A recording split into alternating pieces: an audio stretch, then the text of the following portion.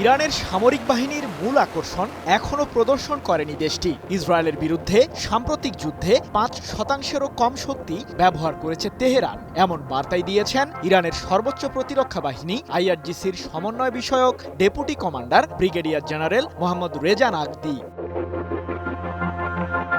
টানা ১২ দিন যাবৎ ইসরায়েলকে লক্ষ্য করে ইরানের দফায় দফায় মিসাইল হামলার তাণ্ডব দেখেছে পুরো বিশ্ব, যার ফলে তেল আবিব ও ইসরায়েলের বন্দর শহর হাইফার বেসামরিক অবকাঠামো মাটির সাথে মিশে যাবার উপক্রম। কেউ কেউ আবার ইসরায়েলের ধ্বংসস্তূপকে গাজায় ইহুদিবাদীদের নৃশংসতার প্রতিচ্ছবির সাথে তুলনাও করেছেন।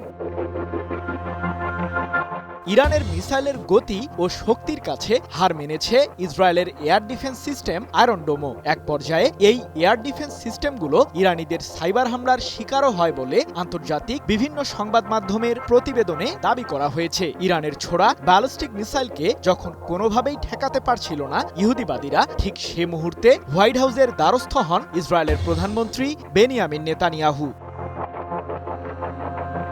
বন্ধুর ডাকে সাড়া দিয়ে এগিয়ে আসেন মার্কিন প্রেসিডেন্ট ডোনাল্ড ট্রাম্প। মার্কিন কংগ্রেসকে তোয়াক্কা না করেই ইরানের ৩টি পারমাণবিক কেন্দ্রে বোমা হামলা চালায় যুক্তরাষ্ট্রের বিমান বাহিনী। অপারেশন মিডনাইট হ্যামারের ভিডিও ফুটেজও প্রকাশ করেছে মার্কিন প্রতিরক্ষা দপ্তর পেন্টাগন। অবশেষে ২৪ জুন যুদ্ধবিরতিতে যায় ইসরায়েল ও ইরান।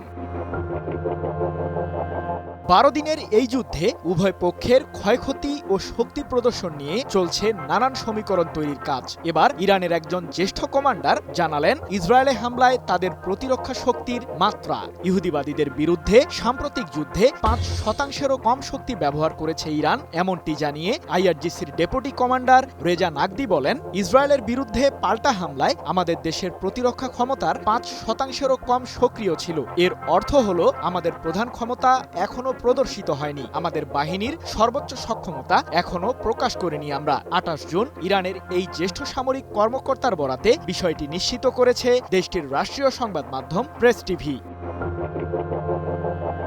টানা ৭ম-বারের মতো বেস্ট টিস্যু পেপার ব্র্যান্ড হিসেবে স্বীকৃতি পেয়েছে বসুন্ধরা টিস্যু। মধ্যপ্রাচ্যে পশ্চিমা শাসনের বিরুদ্ধে প্রতিরোধ বলয় গড়ে তুলতে সম্প্রতি ইরান ৪টি মিসাইল সিটি উন্মোচন করে, যেখানে কয়েক লাখ ব্যালিস্টিক মিসাইল ও ড্রোন মজুত করে রেখেছে আইআরজিসি। নিজ দেশের বিজ্ঞানীদের সহায়তায় সামরিক শক্তিতে এগিয়ে যাচ্ছে ইরান, এমনটি দাবি দেশটির সর্বোচ্চ মহলের। সৃজন মাহমুদ, নিউজ 24।